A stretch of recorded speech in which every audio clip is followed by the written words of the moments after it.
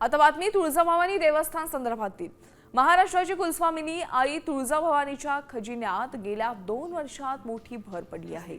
भाविकांनी गेल्या 2 वर्षात तब्बल 49 किलो सोनं आणि 662 किलो चांदी देवीच्या चरणी अर्पण केली आहे। सोन्याच्या दराने विक्रमी पातळी ओलांडलेली असतानाही देवीच्या चरणी मोठं दान पडले। यंदाच्या मार्च महिन्यात 10 किलोहून अधिक सोनं जमा झालंय।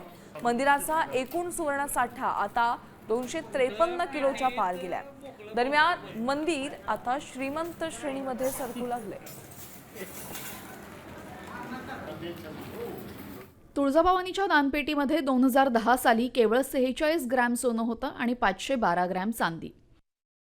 2009 ते 2023 या कालावधीमध्ये 204 किलो सोनं आणि 3861 किलो चांदी दान म्हणून जमा झाली। 2024 ते 2026 या कालावधीमध्ये 49 किलो सोनं आणि 662 किलो चांदी जमा, 10 किलो 788 ग्रॅम सोनं आणि 267 किलो चांदी तुळजाभवानी चरणी दान करण्यात आली। तर एकूण 253 किलो 30 ग्रॅम सोनं आणि 4523 किलो चांदी तुळजाभवानी चरणी दान आलेली आहे।